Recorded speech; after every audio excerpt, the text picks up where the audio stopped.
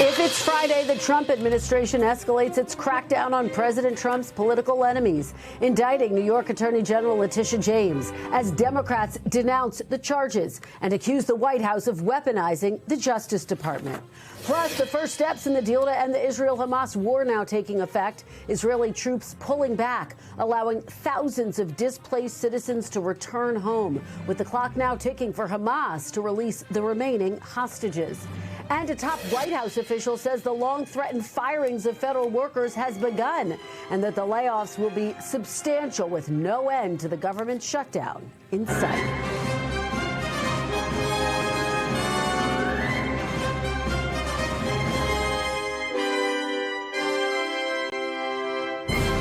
Welcome to Meet the Press Now. I'm Kristen Welker in Washington, where President Trump is preparing to travel to the Middle East this weekend after playing a pivotal role in the deal to end the Israeli-Hamas war and bring the Israeli hostages home. But even as he touts his role as peacemaker on the world stage, here at home, the president's push to prosecute his political rivals is escalating, as the Department of Justice has now indicted another longtime foe of the president. New York Attorney General Letitia James, a Democrat who brought a successful civil fraud case against Mr. Trump before his second term, is facing charges of bank fraud and making false statements to a financial institution. She denies all wrongdoing and says this is payback from the president. These charges are baseless, and the president's own public statements make clear that his only goal is political retribution at any cost. The president's actions are a grave violation of our constitutional order and have drawn sharp criticism from members of both parties.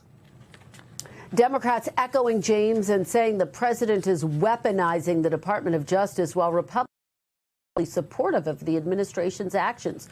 Although retiring North Carolina Republican Senator Thom Tillis was more measured in his reaction.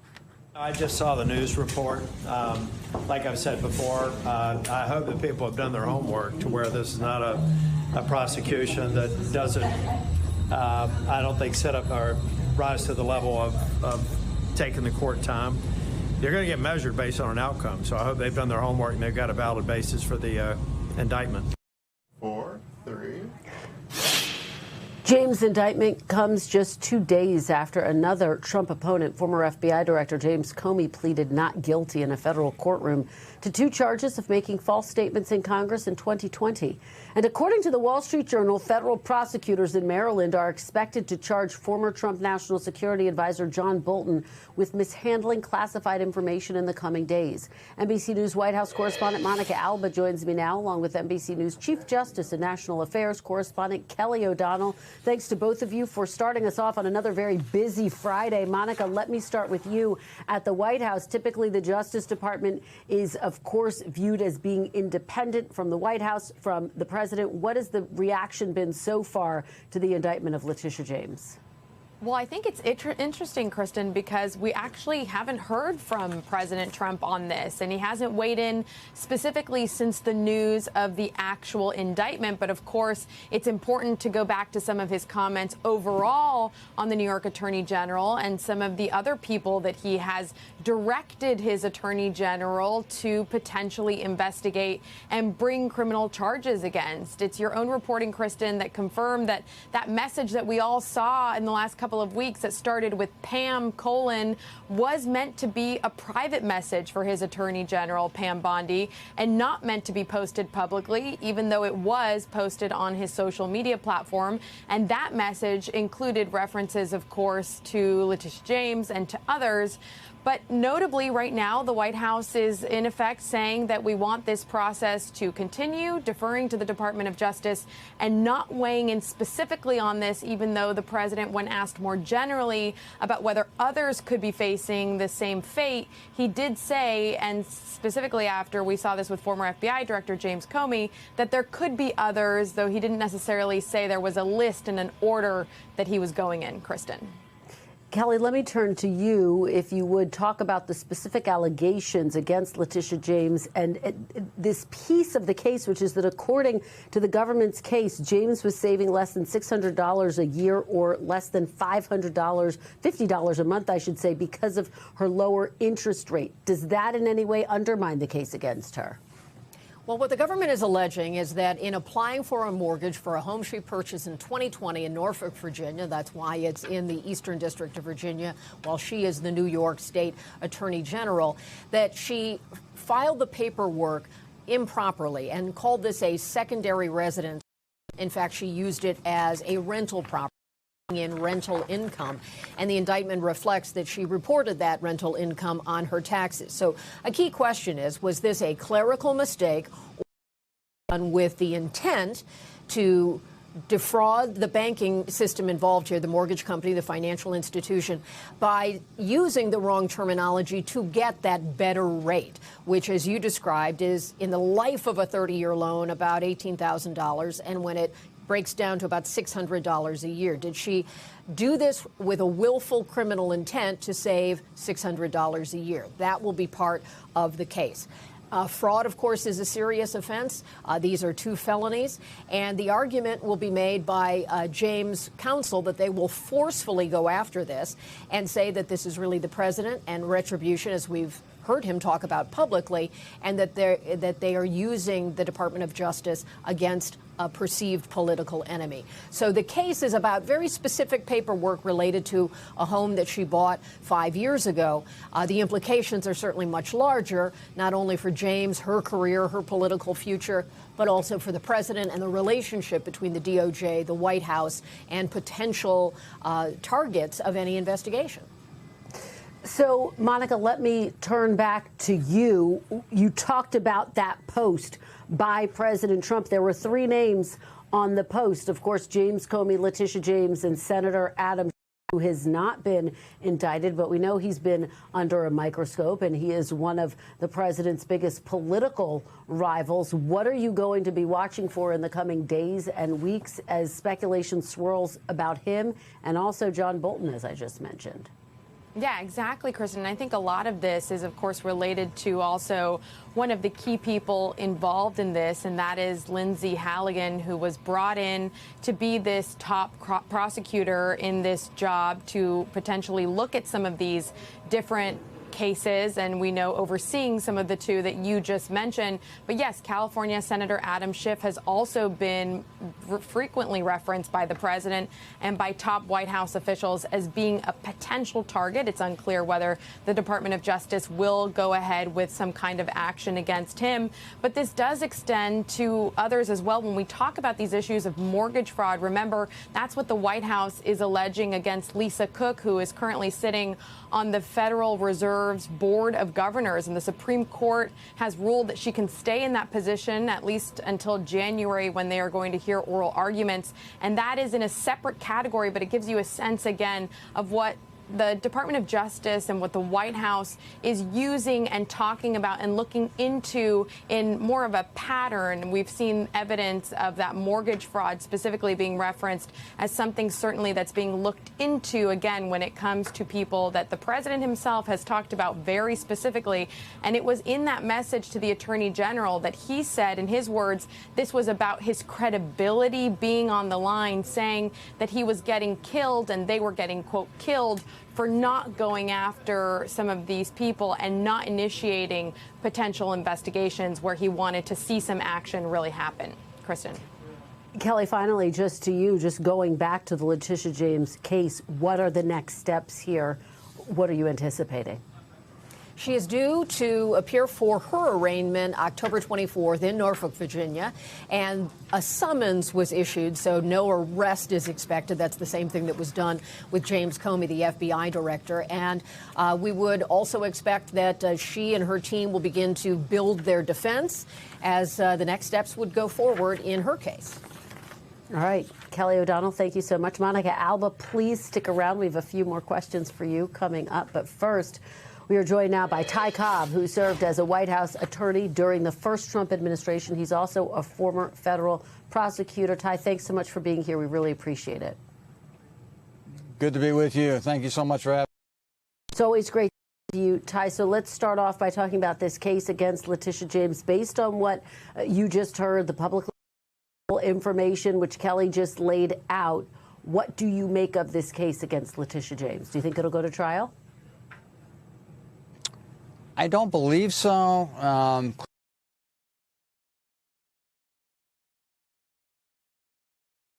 the predicate for the few dozen of these types of cases that were brought a year ago is well over $500,000. This much lesser sum, where I guess they're saying that the benefit to her was $50 a month. The amount that they're seeking assumes that it will run the full term of the course is not the right legal standard.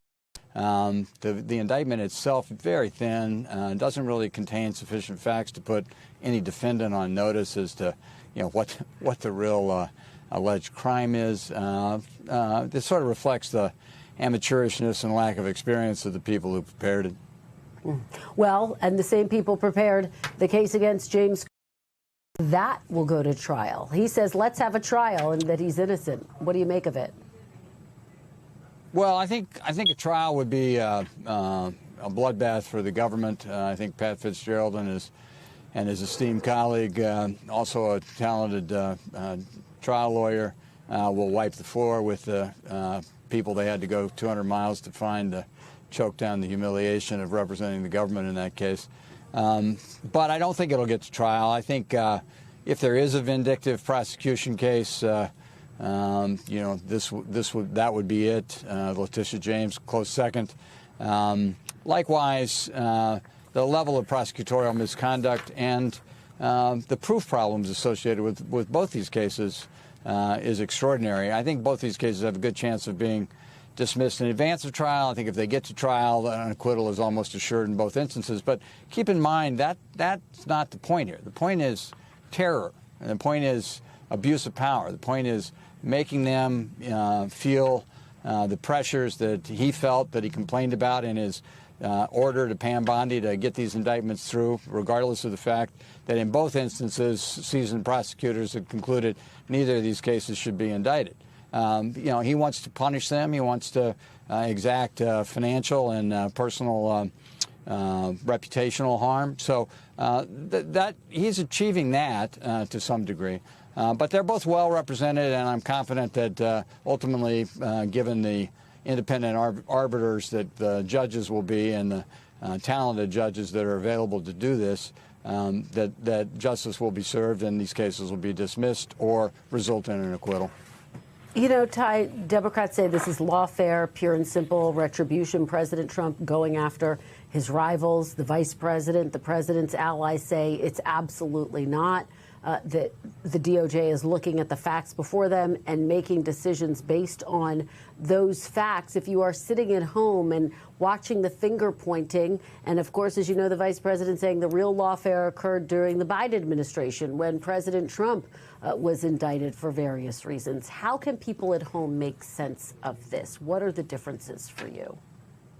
Well, I would suggest two things. One, let's take the president at his word. And when he ordered Pam Bondi to indict his enemies in a message that he thought was private but went on Truth Social, which is a 25th Amendment consideration in and of itself.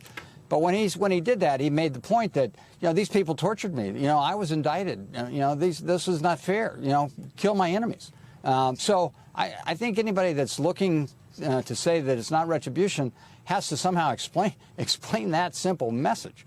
And with regard to the considerations of the legitimacy of the cases against President Trump, read the indictments. Those indictments aren't 2 or 3 pages.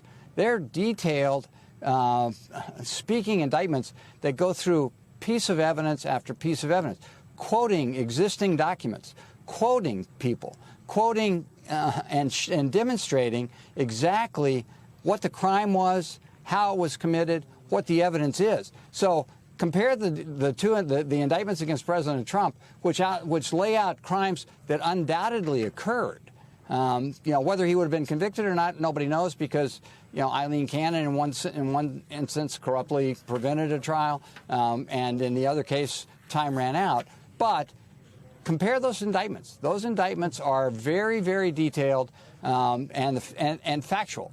In these indictments, even Comey, when he went to his arraignment, his lawyers had to make the point they still don't know who the alleged leaker is. It's not identified in the indictment other than as person 3, and they can't figure it out. If they can't figure it out, how did the grand jury figure it out? I think the grand jury activity in both these cases will become very important in connection with the motions to dismiss, and I think we'll see a lot more misconduct unearthed. I want to ask you, Ty, because you've obviously been quite outspoken against what we have seen in the second Trump administration. Are you concerned that he might that the Justice Department might come after you? Oh, I don't worry about me, and I'm sort of irrelevant to this analysis. I'm trying not to be outspoken. I'm trying to just recite facts, like specific indictments that lay out detailed facts versus, bald allegations that seem to not really adequately charge a crime. Let me ask you, President Trump has been deploying National Guard troops to various U.S. cities. Ty, as you know, it's been tied up in the courts. Do you think it will go to the Supreme Court, and do you have any sense of how the High Court might rule? So I'm not sure it'll go to the Supreme Court, but it may well. So both statutes involved, the statute that's currently under consideration, Section 12406, which is about the federalizing of the National Guard in these instances, has some language in it that is a little bit more of a bar to what the president is attempting to do than the Insurrection Act. But the Insurrection Act itself gives Trump all the leverage he needs if he really wants to achieve this. And there are very few restrictions in that act. And I think even as to 12406, it's a very, very close call as to whether the president can lawfully do what he did. Now, the only thing that prevented the Oregon judge from allowing the president to do it was not necessarily, the facts on the ground. The facts on the ground colorably satisfied the statute, but the good faith aspect that she inserted in, and inconsistent with the Sterling case in the Ninth Circuit, which required her to do so, she relied heavily on the fact that the president was relying on 5-year-old videotapes when he talked about a war-torn Portland and the hysterical nature of his claims about what was actually going on in Portland. That may not necessarily be as effective in the appellate cases. I think if the Supreme Court carefully considers a very close call under 12406, but it's not much of a close call under the Insurrection Act if the president wants to go that route, because there are very few limitations there, as both parties have recognized for years, but nobody's done anything to tighten up the act. All right. Ty Cobb, as always, we really appreciate your perspective on these big days. Thank you so much. Always wonderful to be with you. Thank you so much. It's always wonderful to have you, Ty. Come back soon. We want to turn back now to Monica Alba at the White House. And this big announcement, Monica, from OMB that layoffs of federal workers have now begun and that they will be substantial. What are you hearing? And remember, Kristen, that the White House previewed this as likely being in the thousands. I was told by a White House official today that that is still the expectation. And we know from the OMB director, Russ Vought, that these RIFs, the reductions in force and their plans, have started to go out, which is that notices have gone to employees at a variety of different agencies. We know people at the Interior Department, for instance, at Commerce, at HHS, at DHS, and a few others listed there. The Department of Education also have started to receive these rolling notices. Now, what's really important to remind viewers about these is that this is a pretty complex process where the agencies have to take into consideration a lot of different factors like seniority or veteran status, or whether they have worked there for a long time and what kind of an employee they've been. And then they need to be able to make a recommendation about whether they can essentially eliminate their position. And they have to give a specific amount of notice to the employee, which is typically 60 days, that this is going to be happening. Now, if this sounds sort of familiar, it's because earlier in the year, with the DOGE efforts and Elon Musk, they did have these kinds of rifts and these plans where they were trying to shrink the federal workforce. But some of the workers said that they were basically let go in an improper fashion. There were lawsuits. And so some of those workers have actually been hired back by the federal government. So there are questions about exactly how this is going to work. And we know already that there have been lawsuits filed by some of the major unions that represent federal workers because they believe this is being done properly, since the White House is trying to use the justification of the shutdown, whereas other experts are saying that that is not something that they should be doing. And there's a real question mark about whether this is legal in the way that they're doing it. And we simply have to wait and see. But again, this is likely going to be faced and met with a lot of legal action. And then there's the question, of course, of just how much longer this shutdown can go and whether the workers who are not being paid right now and not working, what will happen to them? We know the White House had been trying to look at the idea of not giving them their back pay, which they are owed by law. So this is something the White House had threatened to do, and now they are trying to at least act on some of that. Kristen. Well, we'll have to see politically how it plays out. As will this apply pressure to Democrats to come to the table? Could it backfire against Republicans? Monica Alba, you've been covering all of the angles of this. Thank you so much for your fantastic reporting, as always, from the White House. We really appreciate it.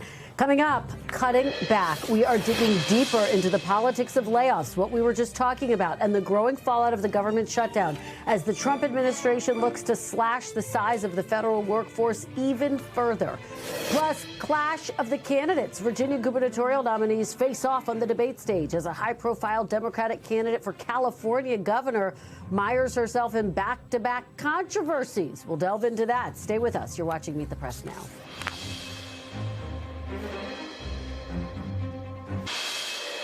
We'll be making cuts that will be permanent, and we're only going to cut Democrat programs. We'll be cutting some very popular Democrat programs that aren't popular with Republicans, frankly, because that's the way it works. They wanted to do this, so we'll give them a little taste of their own medicine. Welcome back. That was President Trump yesterday outlining his plan to target Democratic priorities with the government shutdown now set to last at least 2 weeks. Joining me now, Andrew Bates, former White House Deputy Press Secretary in the Biden administration. Sarah Matthews, former White House Deputy Press Secretary in the Trump administration and spokesperson for Home of the Brave. Sarah, let me start with you and start right there. The fact that we got this announcement from OMB today saying that, yes, layoffs have begun. It seems like the strategy here is to try to apply pressure to Democrats to come to the negotiating table. Do you think this strategy could work or could it backfire? What are you watching for? I think it could certainly backfire. Look, this is the first time since Trump took office that it actually feels like Democrats have the upper hand when it comes to their messaging and this fight. Obviously, Democrats are focused on talking about health care. They want that to be at the forefront of this conversation because they know that that's a winning issue for them when it comes to voters. They trust Democrats more on that issue compared to Republicans. And so I think the Trump administration right now, when we're talking about workers going without pay, military families not receiving pay, I think then them adding insult to injury and threatening these mass layoffs, I think it could blow up in their face and come back to bite them. Andrew, how do you see this moment? Does either side have more leverage right now? It's just really unclear how this is going to end. I agree with Sarah that this is something that will blow up in their face, and the president is helping ensure that will happen by announcing that he is choosing to do this. It's not a situation where the law is forcing these kinds of things to happen to federal workers, people like first responders, people who work at the VA, people who make sure Medicare operates properly. This is something that the country is choosing to do. Meanwhile, like Sarah also said, healthcare has been the top issue in this fight, and you have Republicans in the House who agree with Democrats on very little, like Marjorie Taylor Greene, who are premium rocket in the coming months, and the Republicans need to come back to the table. Well, Sarah, pick up on that point, if you will, because Congresswoman Marjorie Taylor Greene made a lot of news this week. Colleague Ryan Nobles, as Andrew is saying, that she thinks it is time for Republicans to negotiate with Democrats over this issue of health care. And what's notable is she talked about the pressure she's getting from her own constituents. How do you see that move by the Congresswoman? Is it a sign that cracks could be forming, or do you think she's on an island when it comes to the Republican Party? I just want to say, first off, that I am just as shocked as anyone that it seems like Marjorie Taylor Greene is the voice of reason within the Republican Party right now.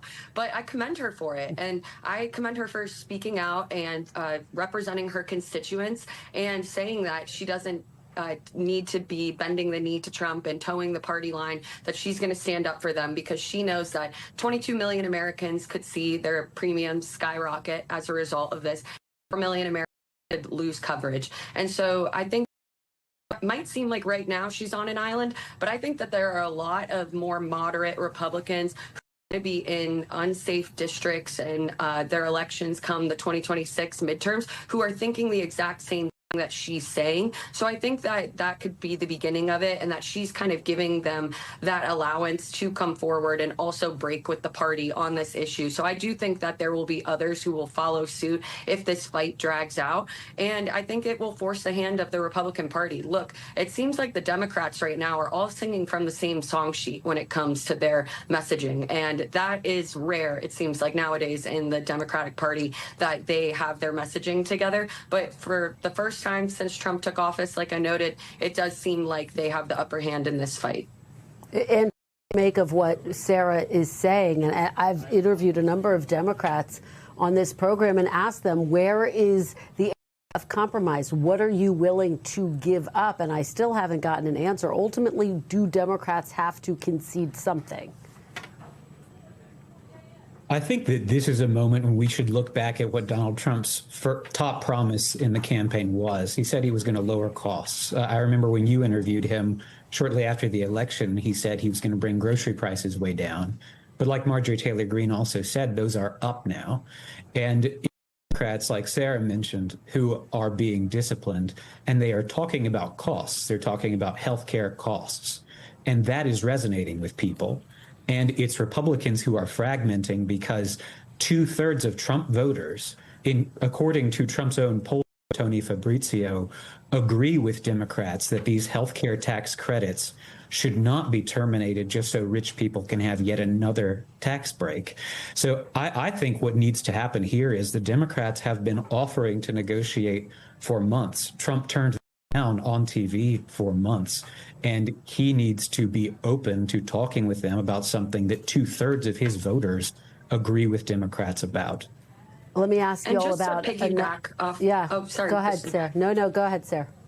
Just to piggyback off of what Andrew said, I think something that is worth noting in this conversation is that it is the states and districts that are going to see their premiums skyrocket the most. And so this is a political loser for Republicans. And healthcare is the last thing I would imagine that these people want to be talking about heading into 2026 and that being the focal point. But it's exactly what Democrats want to be talking about. And as Andrew noted, Democrats are smartly talking about costs because that is what the voters are concerned about the most. It's something that Trump campaigned on and he promised to bring down. We haven't seen that happen. And it seems like instead that his priority is going after his perceived political enemies rather than doing what he campaigned on and he promised.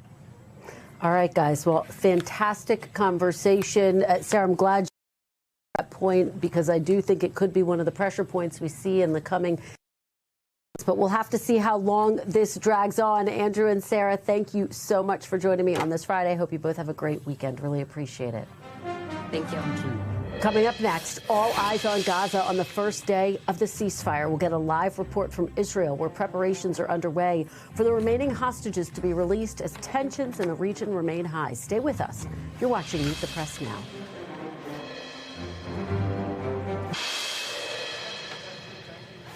Welcome back. A ceasefire agreement between Israel and Hamas officially went into effect early this morning. Israeli forces say they have completed their initial withdrawal from parts of Gaza as agreed upon in the first phase of President Trump's peace plan. As part of that agreement, Hamas has 72 hours from the start of the ceasefire to gather and free all of the Israeli hostages being held, 20 believed to be alive and 28 bodies. That would mean the hostages should be released by early Monday morning, just as President Trump is expected to travel to the region and address the Israeli parliament.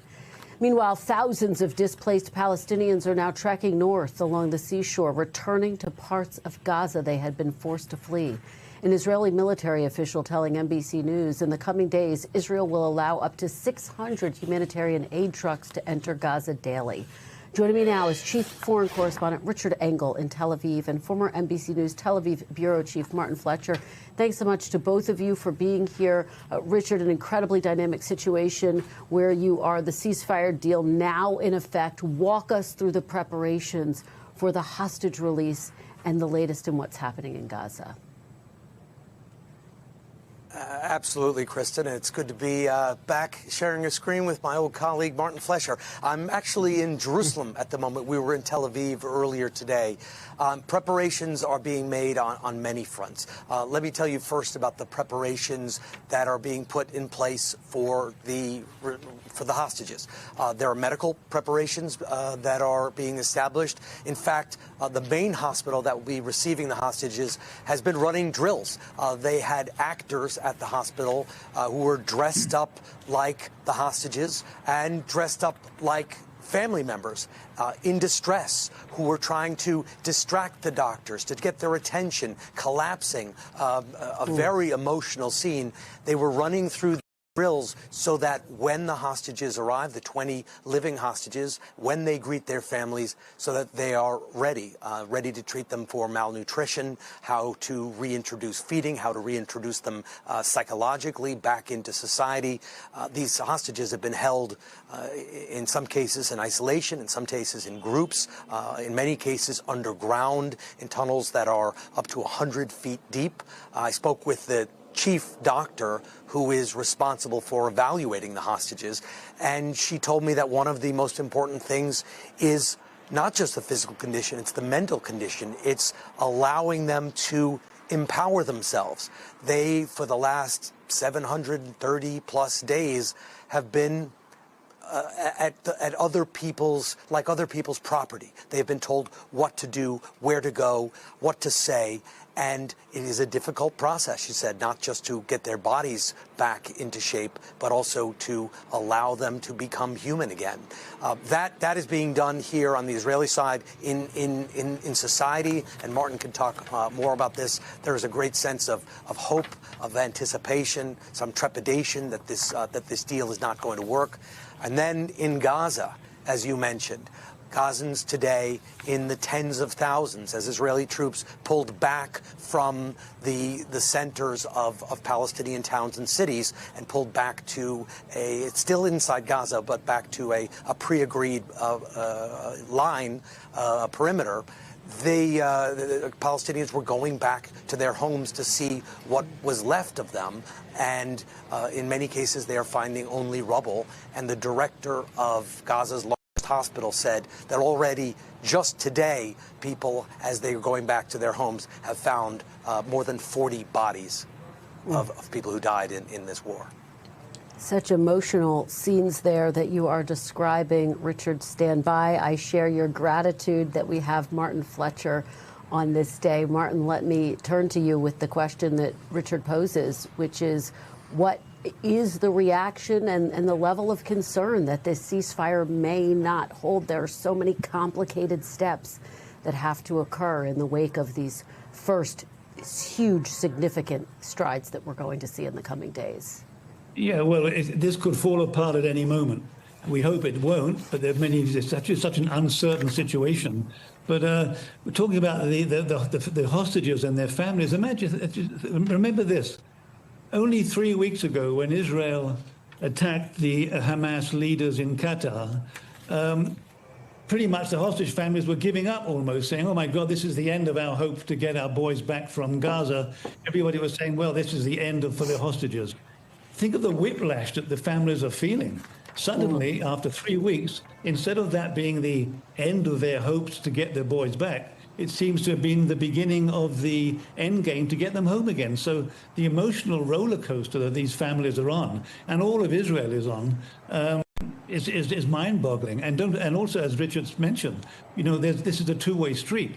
we're going to get about 2,000 Palestinians released, many of whom have been jailed for life terms for murder, but whose families also pretty much gave up on ever seeing them at home again. And now they're going to be going home. 250 people apparently with very long jail sentences in Israel. Another 1,700 or so who've been picked up from Gaza since the attack on Israel.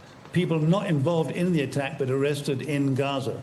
They're all going home too. So there's this, on the one hand, both sides are waiting for an explosion of joy at the return of their loved ones, but also at the same time, they must be on tenterhooks because this could fall apart, as I said before, very quickly. One assassination, one murder, a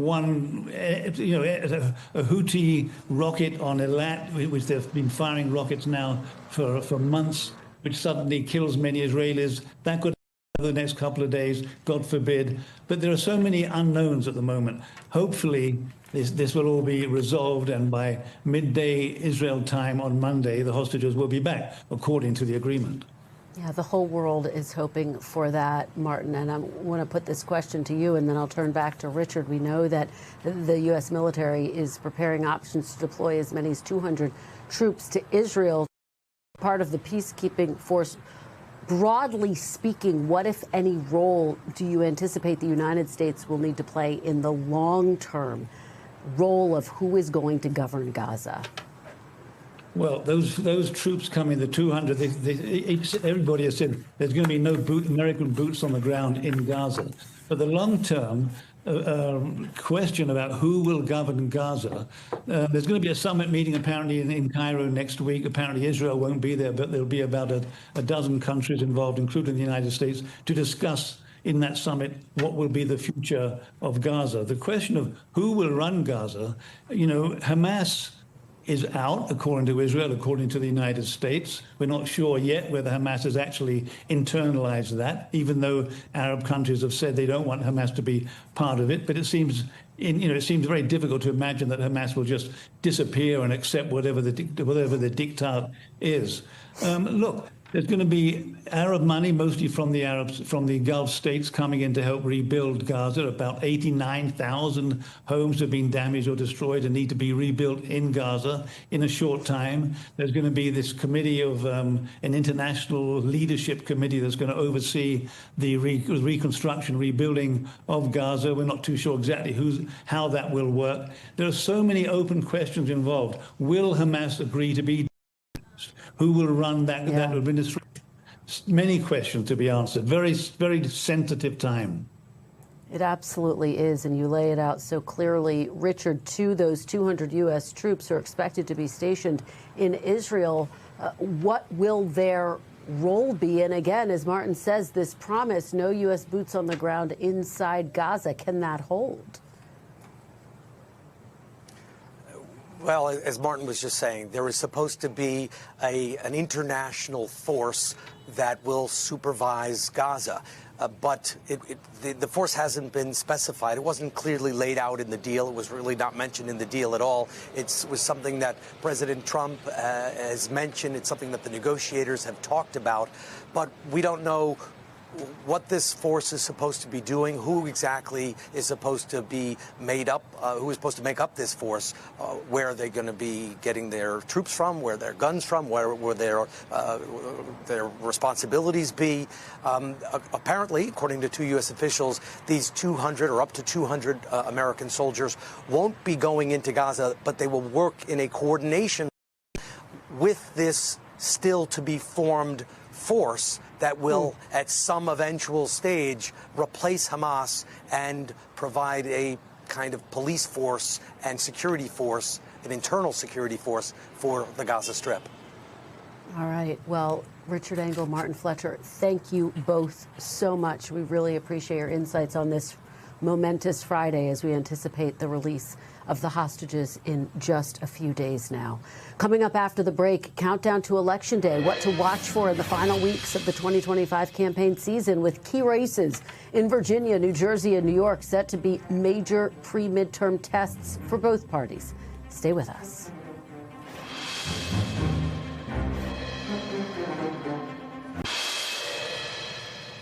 Welcome back. With less than a month to Election Day, we are watching some key bellwether races with potentially major implications for next year's midterms, including for Virginia governor, where last night Republican Lieutenant Governor Winsome Earle-Sears and former Democratic Congresswoman Abigail Spanberger faced off in their only scheduled debate, which largely focused on a candidate not on stage, the Democratic nominee for Attorney General Jay Jones, whose unearthed text messages from 2022, which suggested one of the top Republicans in the state be shot, have triggered condemnation and calls for him to exit the race. Take a look at this exchange. The comments that Jay Jones made are absolutely abhorrent. I denounced them when I learned of them, and I will denounce them every opportunity I get. My opponent, unfortunately, only denounces violence when her side is the target.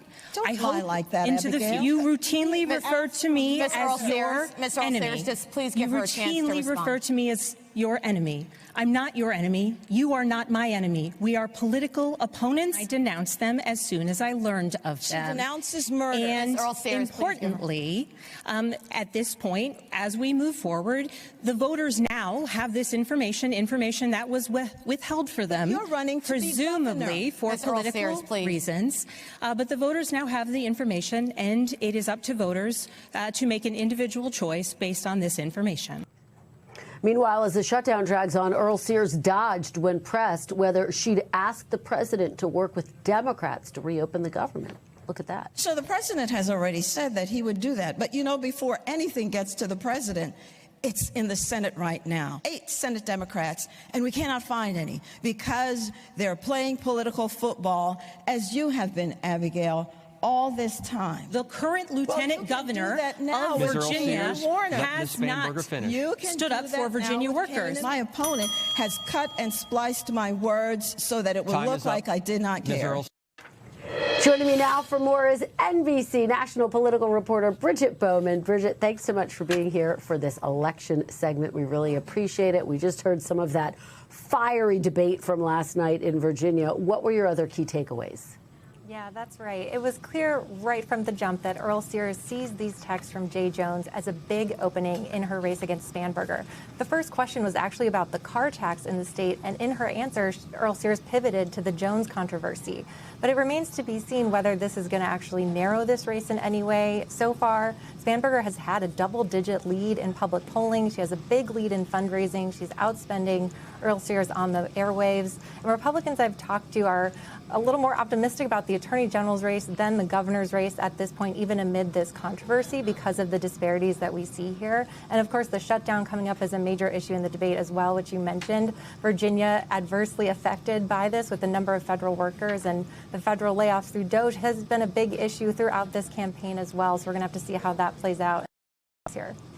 All right, let's pivot to another state, New Jersey. The Trump presidency looming very large in that governor's debate. Take a look. Let me be clear. No matter who it is that's in the White House, my job is to stand up for the 9.3 million citizens of this state, and I will. I will fiercely advocate for them at all times. But let me also say this, that in times of need, it's best to have a relationship with whoever occupies the White House, and I will.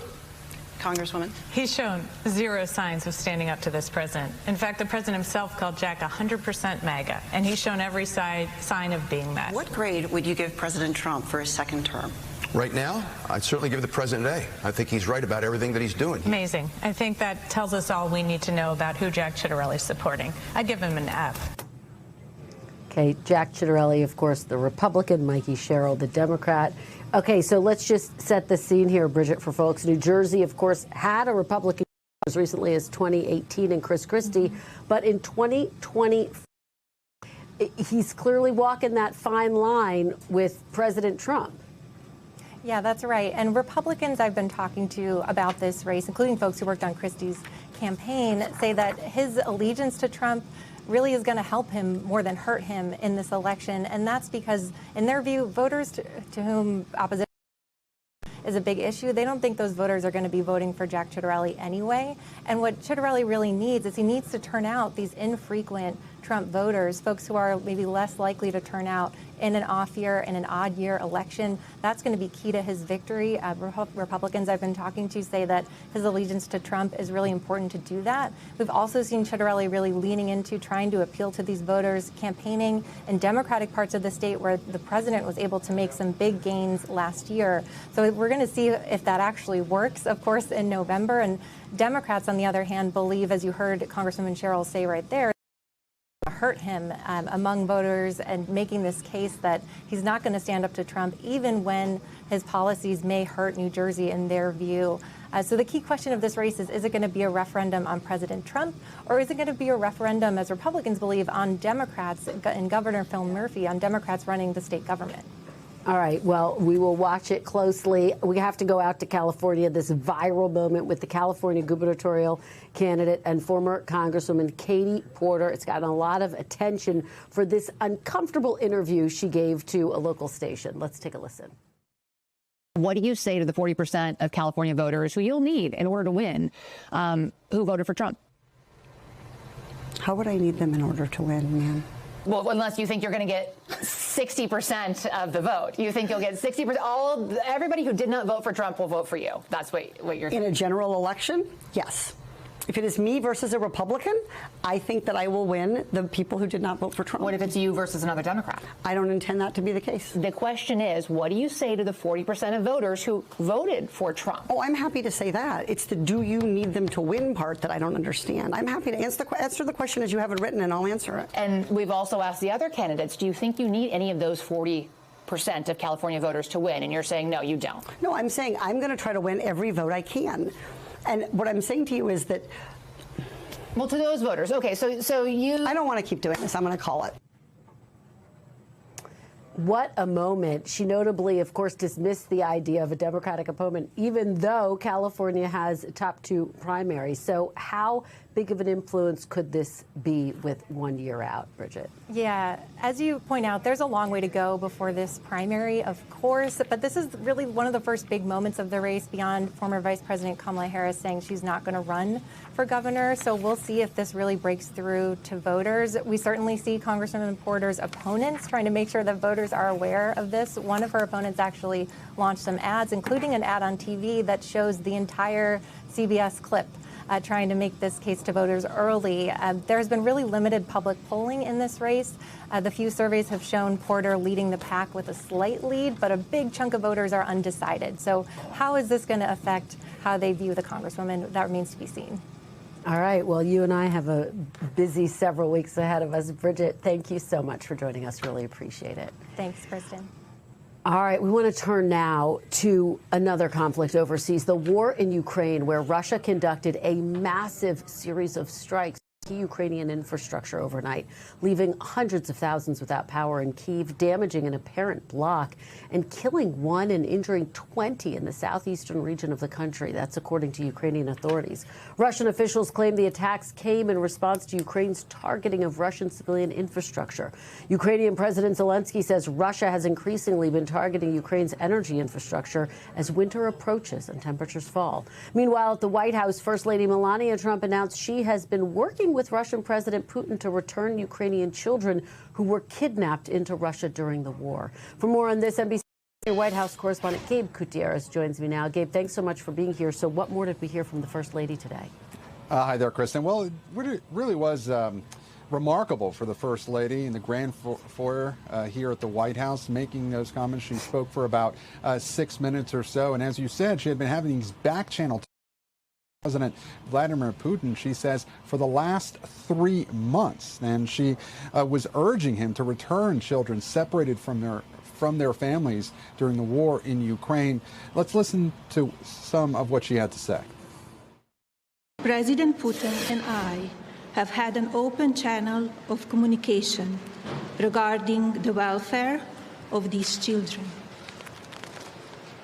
For the past 3 months, both sides have participated in several back-channel meetings and calls, all in good faith. Now, the First Lady had written a letter to President Putin that President Trump had given to the Russian leader during his summit in Alaska during his summit in Alaska. So it was pretty remarkable, Kristen, to see her, that she had been having these talks with Vladimir Putin, and she says that more children will be released in the future. Yeah, remarkable indeed. We know this is a big issue for her. We'll continue to track it. Gabe Gutierrez, thanks so much. We will be back Monday with more Meet the Press Now. And if it's Sunday, it's Meet the Press on your local NBC News station. I'll have interviews with Vice President J.D. Vance and Senators Mark Kelly and Lindsey Graham. There's more ahead on NBC News Now. We thank you for watching, and remember, stay updated on breaking news and top stories on the NBC News app or watch live on our YouTube channel.